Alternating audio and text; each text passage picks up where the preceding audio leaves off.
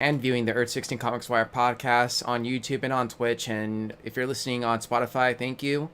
Um, I'm here today to speak with Randy Stone, the creator of his Kickstarter comic Bullet. Randy, how you doing today? Excellent. Thanks for having me. Hey, it's my pleasure, man. How are things going really well? Yep, today the Kickstarter actually hit the 1,000 milestone, 50 backers, so pretty pumped about that.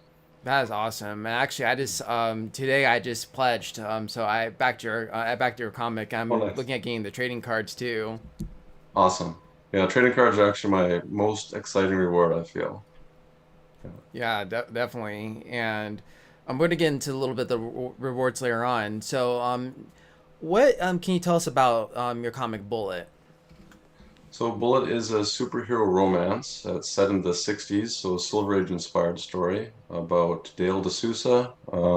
It's actually framed by elderly Dale looking back on his time in the 60s as a superhero. A bunch of pages are on the Kickstarter there, so you can check out some of that. But yeah, we got the introduction of his love interest Joanna, and also his early days becoming Bullet.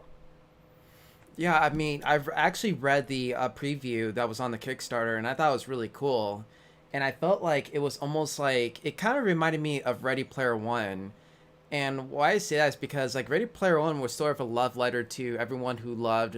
Actually, a coworker of mine told me this that Ready Player One was sort of like Steven Spielberg's love letter to all the fans of like the 1980s pop culture and all that.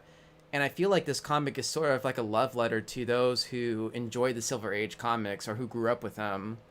Totally. Yeah, that's how I saw it. And did you intend on doing that like when you made Bullet? Well, yeah, I mean, a love letter to superheroes in general, but it kind of throws back to the early Marvel 60s heroes, right? Yeah, That like stuff I Spider grew up on. Man, Fantastic Four. Exactly. So we set it in New York. It's very much like it could have been ripped from the pages of Marvel's early titles, right? Yeah. I was never a reader of DC stuff, so I'm not really that familiar with Flash and all that. Jordan, who's a co-writer, co-created a bunch of the characters and did all the heavy lifting, I would have to say. He's a big Flash guy, so he knew all the speedster tropes and all Oh that stuff. yeah. I kind of leave that to him. But yeah, we came up with a really cool story, and I think people are going to love it. That's really awesome. And speaking of the story itself, what was the process behind writing Bullet? Because I read on the Kickstarter pages that, like you mentioned, you've had several hands in helping write this story and everything. Yeah. So probably a dozen years ago, it was something that I put together initially. I did a draft, a script, which pitched it around with a different art team way back when. Those guys went on to big things, working for Image Books and Marvel and all that. It kind of stuck with me sitting there. It was a book I really wanted to do. Having kids of my own, I wanted something kid friendly because a lot of the books I produced have been crime, horror, death. So stuff that I wasn't really Yeah. sharing with my young boys. Finally get into the superhero stuff, which they're excited about, and I want to share with them because that's stuff that I was reading at their age as well. So yeah, it was time maybe 3 years ago. I really wanted to do this. Enlisted the help of Jordan, basically handing him what I did, my initial script, and say, let's tear out all the things that just aren't working, trim the fat, build up the parts that are needed. And it expanded from 32 pages to 40 pages. And Wow. he made what I had intended to make, but he just did it really well. So it worked out awesome. There was some back and forth, like we did revisions and stuff, and a lot of hashing things out through email.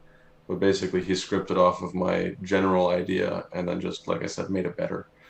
So, can you elaborate more on making it better and trimming the fat in a sense? Like, was there like certain plot details you want to add, or was it like Um, Yeah, that's a good question. And now it's been a couple of years. I'm trying to think of exactly what it was that was dropped, but we built up the stuff with Joanna. So I mean, she was definitely in and played an important part in the original. But he made her more real, well-rounded, and ideas we had to kind of ground her and make her just as much an important character as Dale. So I think that was one of the bigger changes. Generally, the story is the same, but it was just pulling things off a little bit better. That's really awesome. And I've actually I did read the preview, and it sounds like a really great story. And I can really tell, especially that Dale himself is a pretty down to earth guy. He kind of reminds me a cross between Peter Parker as young Dale, and then when he's older, he's kind of like a Jay Garrick.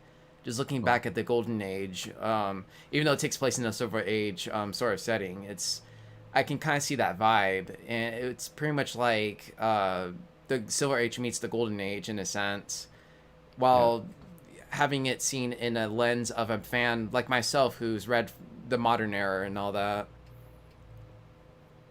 Yeah, for sure. Like I grew up reading 90s comics and stuff. So, and Kath, who does the art, she has a very modern Amazing spin. art. Yeah, it's awesome. It's wholesome and it has that kind of quality that's a throwback to the old school superhero stuff, but it's also really modern.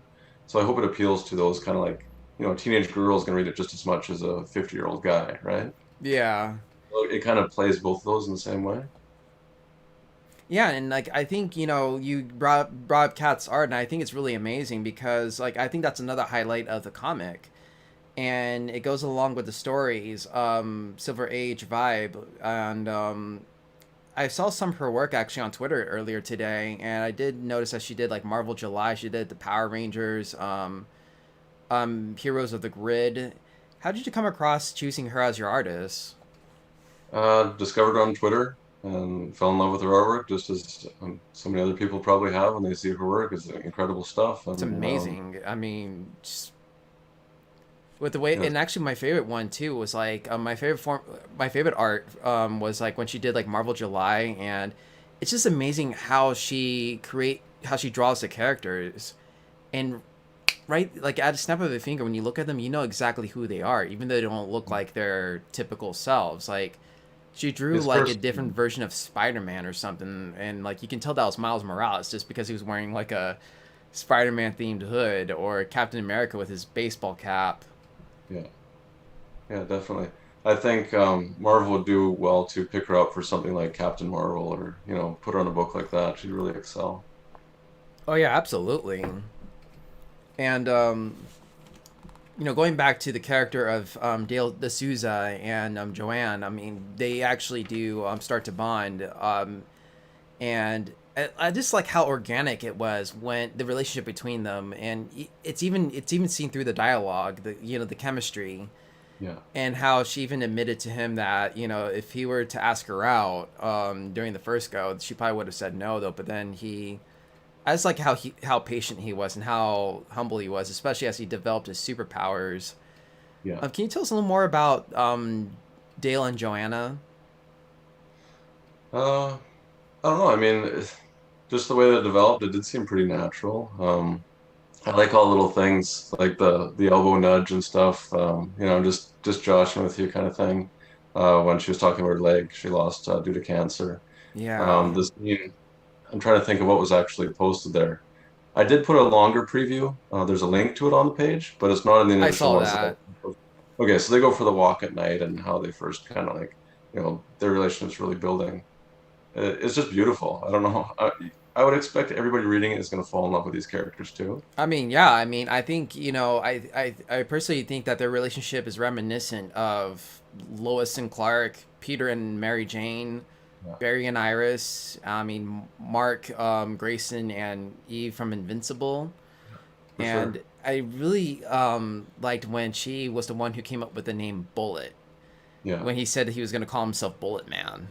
Yeah. And it reminded me of the early drafts of Invincible from Image, when they were initially going to call Mark Grayson Bulletproof. Invincible. They were going to call him Bulletproof. Yeah. Speaking of that, like, how did you come up with the name Bullet? That's a good question. So in my original script, I wrote that scene. He was basically saying, "I'm pretty sure I can outrun a bullet." And so Joe actually said, "So what? You're going to call yourself Bullet Man?" And then he said, "Well, how about just Bullet?"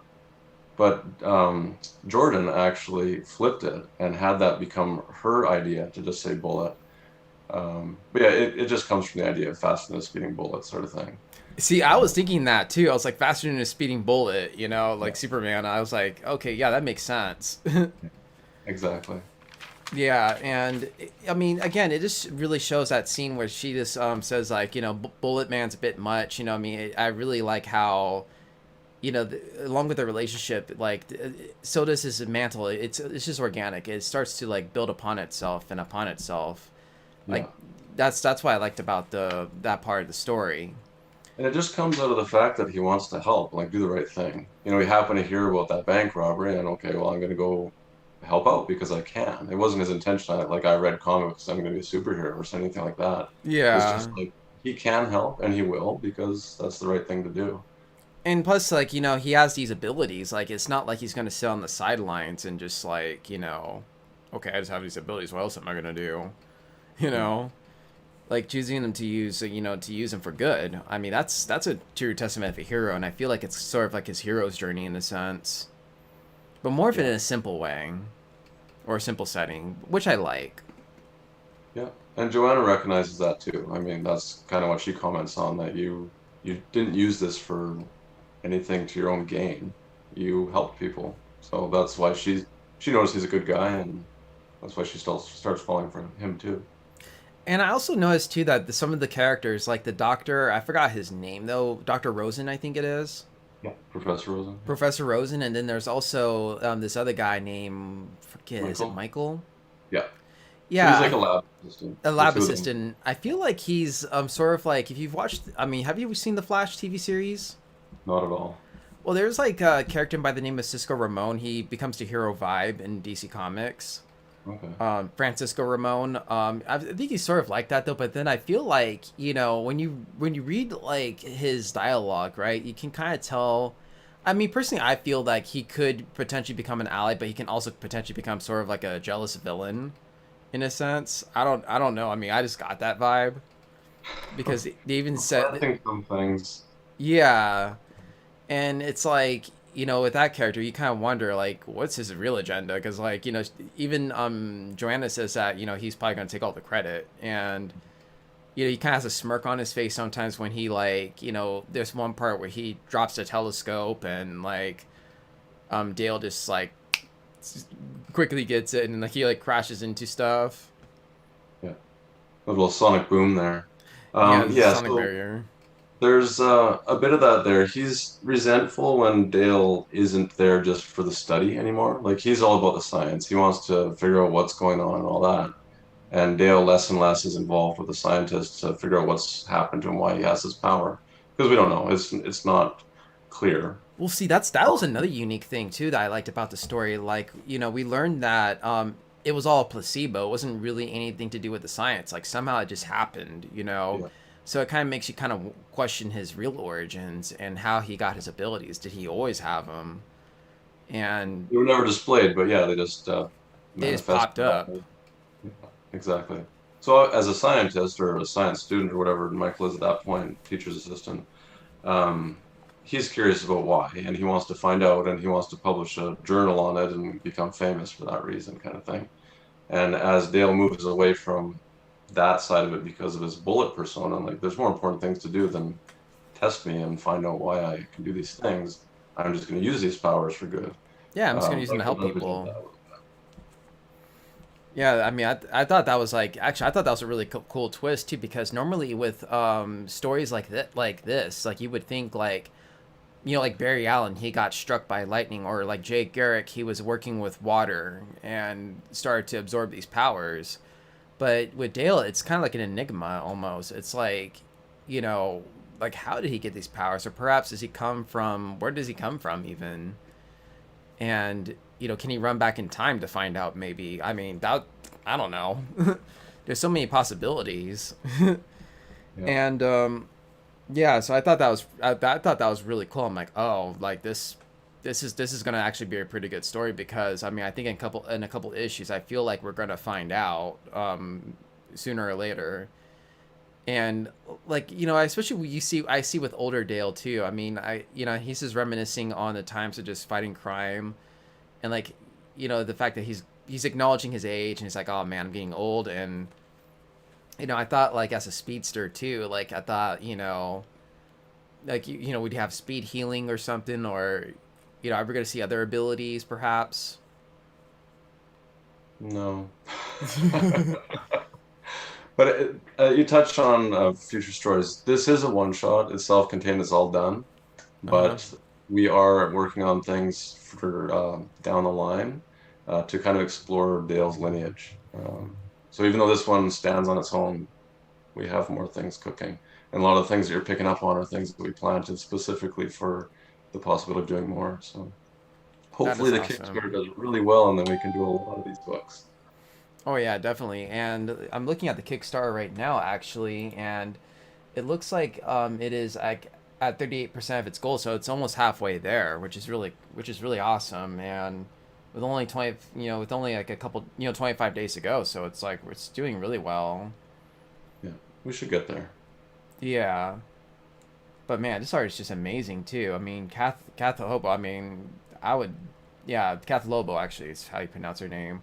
This I really like her art on this one, and especially with the shading and the coloring. I think was that done by It's all her um, face it colors was as all well. her.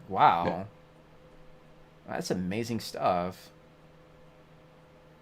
And I'll plug Lucas as well, who's an incredible letterer, but I think he pulls the whole thing together, and just the whole team does an I like the awesome job. lettering too. Yeah, and yeah, it kind of gives it like sort of like that Silver Age kid friendly feel. Yeah. That like the Silver Age for me. I mean, the Silver Age is always going to be a fun.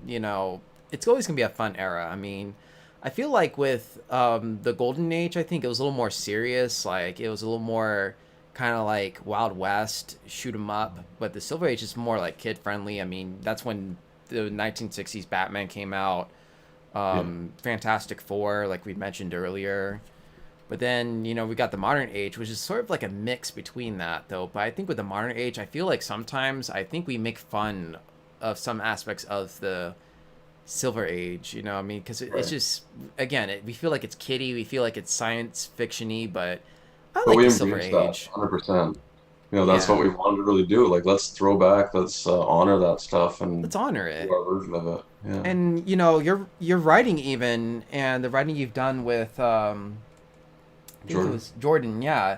It reminds me a lot of how Grant Morrison took on Batman in a sense. Frank Miller revamped Batman the book. Grant Morrison did it in such an amazing way that he brought back several elements from the Silver Age and like the science fiction stuff from Batman, including Batman of Zur-En-Arrh, and just made a really amazing. He had a really amazing run on Batman, and I feel like that's what this kind of reminds me of. It's like you're bringing back the Silver Age, though, but it's sort of a little revamped with a modern lens, and that's what I like about it. And that's why Right. I think this comic's going to do really awesome. You know, personally for me. Yeah. Fingers crossed. And let's see. What were some of the names you've had for Bullet? Like I understand you came up with Bullet Man. Was there like any other name you had in mind, like perhaps like Speedster or? No, you know what? I think Bullet was just that fully formed just in the moment when I came up with the stuff way back when. His real name, Dale DeSouza, went through some changes. I think he was Danny Delancey or David Delancey or something like that. I like the alliteration, like the old Silver Age stuff. Like they're all RR, PP, DD.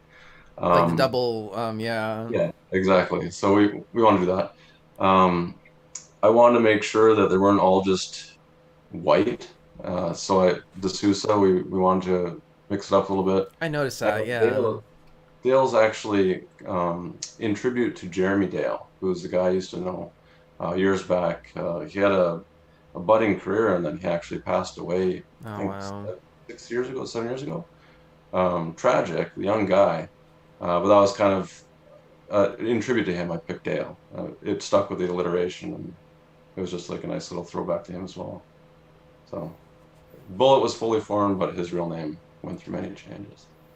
Oh wow, that's really cool, and I like the fact that it seems like a diverse comic in a sense. You have Dale D'Souza, who's obviously a minority. I like that, and of course you have Joanna, who's actually reminds me of Batgirl, Oracle. Who got shot by the Joker, then ended up in a wheelchair, but then kind of use that pain to make herself more strong in a sense. And I feel like it's the same with Joanna, where she like you know, when he says like, "Oh, I have my mom told me I had two left feet," for instance, she kind of jokingly tells him, you know, with the like the nudge you mentioned earlier, Yeah. just using her disability for, you know, just to humor him. And you know, at first he's like, "Oh shoot, I'm sorry I offended you." She's like, "No, you know, it's don't worry about it." Yeah. And just how I mean, in a sense, like their relationship also kind of reminds me of another couple, Rocky and Adrian. Okay.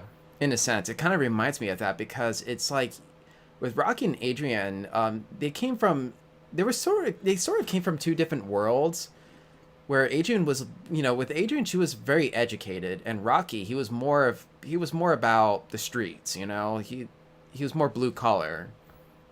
But you know, they bonded, and just because they had something in common where, you know, they were told to use what they have in a sense. And I feel like it's the same with, you know, Dale D'Souza and Joanna. Now that I think about it, you know, she's using her, you know, her disability and maybe her and actually her love of science that her disability helped fuel Right. to, you know, support him, and he's using his newfound powers, you know, to help her, you know, with her, you know, with her research and all that, which is what Michael's trying to take credit for. But you know, but over that though, they bond, and that's what it kind of reminds me of, like just how organic that relationship forms.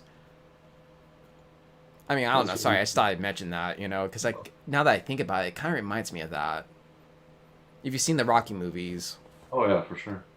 Well, that yeah, becomes the most interesting comparison now, edging out Sonic the Hedgehog, which some other people are talking about. Sonic the yeah, Oh, he's and you just know, like Sonic. Like, okay. you know, I mean, does he seem like Sonic? I mean, It's gonna be Sonic meets Rocky Balboa. I mean, no, no, I guess, but I mean, it kind of reminds me of Rocky was like a college student and he was a speedster, you know what I mean? And Adrian was like a son. I see the parallels between that, you know. Maybe I'm wrong. I don't know. But I It's mean, I interesting. just thought about just now. It's like, oh, you know, and just how you know, again, just how organic it was. So let's see. We already touched base on how you met Kath. How did you meet the rest of the team, like Jordan, Alsaqa, and Lucas Gattoni? And how did you come with the rest? How did you like collaborate with the rest of them? Like, how'd you form up that team? It's all Twitter, just finding people there. Jordan, quite a while ago, I think he put out some post if anybody's willing to look over a pitch he was working on.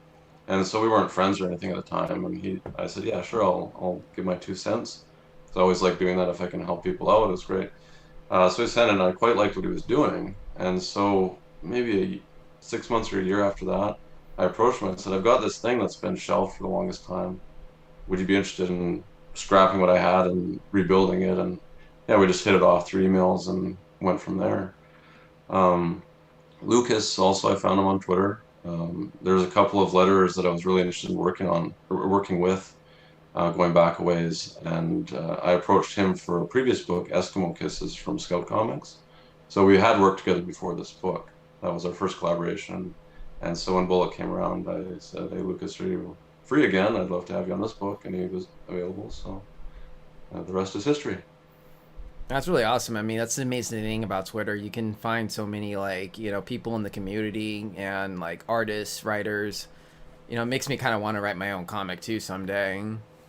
Yeah, give it a shot. Yeah, it just sounds fun, especially when I talk to all these creators and you know, just to see their faces brighten up when they talk about their project and all that.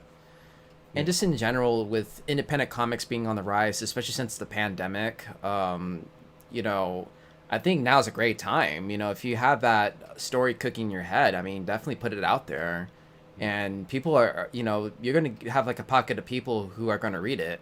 You know, I feel. And Kickstarter too. I mean, if we had that years ago, then I'd probably have a ton more books out by now. But this one I've produced ahead of time. It's completely done. All 40 pages are in the can. But having Kickstarter as a platform to get out to more people than I otherwise would have been able to reach, and fund the printing and everything else, like it's a really good opportunity.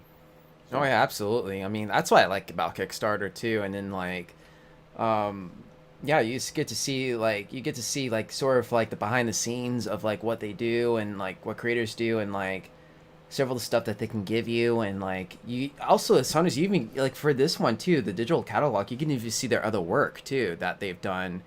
Yeah. And one of the creators I had on was David Peppost. Yeah. Amazing writer. I love his stuff. I mean, I love. I actually interviewed him about his comic. I actually interviewed him twice. First for his comic The OZ, which Mhm. is a brilliant take on the Wizard of Oz, and Yeah. also to Scout's Honor. This a lot about trauma, and like his I think one of his prizes was, or his, I wouldn't say prizes, Reward. but like what would, Reward tier. I'm sorry, Reward tier. reward tiers. There you go. Like his rewards, like just had those comics like Spencer and Locke. Yeah. And actually, I fell in love with Spencer and Locke. I actually been reading that recently, and just an amazing story. And I feel like Kickstarter, can very well, like it can introduce you to other stories and other creations Yeah. outside of the mainstream, even. So I think that's Yeah. why indie Other people comics are might on the not. rise. Right. You may not have had readers finding those Action Lab books and stuff like that otherwise, so they latch on to OZ, which is crushing it on Kickstarter. Like Oh his first yeah. few hours were ridiculous. But yeah, and then you can check out his other work from there if you hadn't been exposed to Spencer Locke or anything else. Oh yeah. And speaking of Kickstarter, can you tell us more about like the rewards and all that? Because I know I bought like one reward, which was the trading card set, which I'm really excited to get. So, actually, give me one second. I'm gonna step off screen.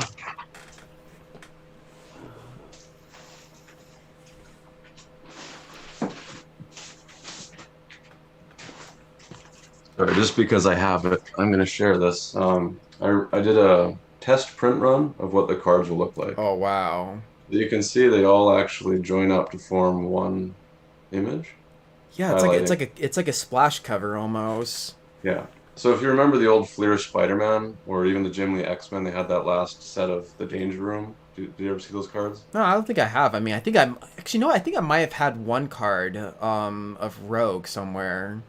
Okay, yeah. So Yeah, anyways, they had the nine cards that you could join up. That when you put a nice sleeve like this, you see the whole image. So that that's was the awesome. inspiration. That was pretty cool. But yeah, reward tiers. So there's basically the PDF, and then you've got a print copy with the trading card set, and then the digital catalog. So Jordan, we included his other work as well as some of the books I've published. What do we got? The Silver Bullet, which is a silver metallic variant cover. So that should look pretty cool. Um, and then there's a whole bunch of commissions by various artists who have joined up here. So you got a list of the names there. Um, you can do a custom commission through them at those levels. And one thing that I'm actually about to announce, so literally for the first time I'm saying it out loud, is Kira Okamoto is going to be doing a variant cover for the book.